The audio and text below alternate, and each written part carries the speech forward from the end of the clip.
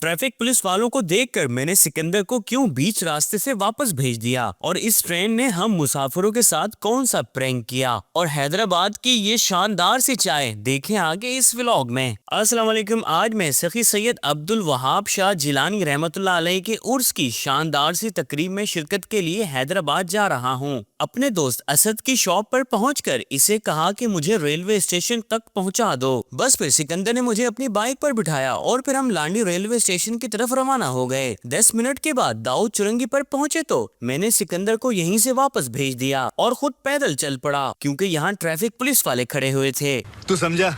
बस फिर कैदाबाद की मार्केट से होते हुए मैं पटरियों तक आ पहुंचा, जहां नारायण कागान के पहाड़ों से आबशार बहता हुआ यहां तक आ रहा था। खैर लांडी रेलवे स्टेशन पर पहुंचकर मैंने इन खान साहब से कावा देने को कहा और ट्रैक की दूसरी जानिब अब कोई ट्रेन भी आ चुकी थी।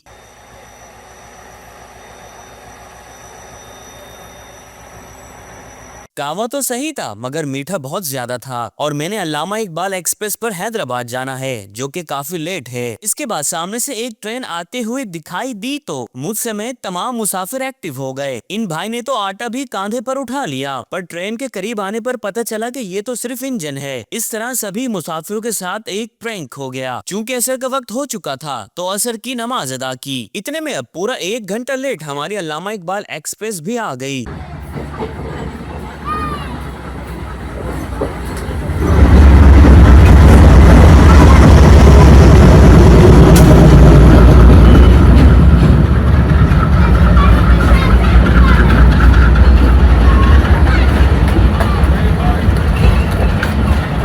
अच्छा आना इसको उस प्लेटफॉर्म पर था, आ इस प्लेटफॉर्म पर गई।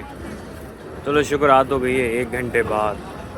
और इन भाई की तरफ से आप सबको सलाम। और ट्रेन के रुक जाने के बाद मैं इस पर सवार हो गया और जरा ट्रेन की ये विंडो देखें जिसमें से बाहर का तो कुछ दिखाई ही नहीं दे रहा। बहरहाल अब हमारी ट्रेन लांडी रेलवे स्टेशन से हैदराबाद की तरफ रवाना हो गई और सूरज भी अब तकरीबन गुरूब हो चुका था और मेरी लोअर एसी की टिकट 1360 रुपए की बनी, जो कि अगर मैं ऑनलाइन करवाता तो 1000 रुपए की होती। और ये जो भी आपको दिखाई दे रही है ये एसी लोअर की बोगी है। खैर अब सफर जारी था और मेरी तबीयत थोड़ी ठीक नहीं थी तो मैं इस कबरनुमा वाले बर्थ पर आकर लेट गया और यहाँ कभी सर्दी लग रही थी तो कभी गर्मी, क्योंकि कभी एसी बंद हो रहा था तो कभी खुल रहा था, यानी सब कुछ समझ से बाहर था। बस फिर इतने में पता ही नहीं चला कि कब हम हैदराबाद पहुंच गए और फिर मैं ट्रेन से नीचे उतर गया जहाँ शहजाद भाई मुझे रिसीव करने आए हुए थे। इसके बाद शहजाद भाई ने मुझसे खाने का पूछा, जिस पर मैंने इन्हें जवाब दिया कि मैं खाना घर से खा कर आया हूँ, लेकिन मैंने इनसे कहा कि चाय मैं जरूर पीऊंगा। बस फिर हैदराबाद की इन रास्तों से होते हुए शहजाद भाई मुझे चाय पिलाने के लिए इस शॉप पर ले आए और यहाँ की चाय हैदराबाद में बहुत मशहूर है। और जब मैंने ये चाय पी तो वाकई में ये चाय कमाल की थी। जी माशाल्लाह चाय बहुत अच्छी थी और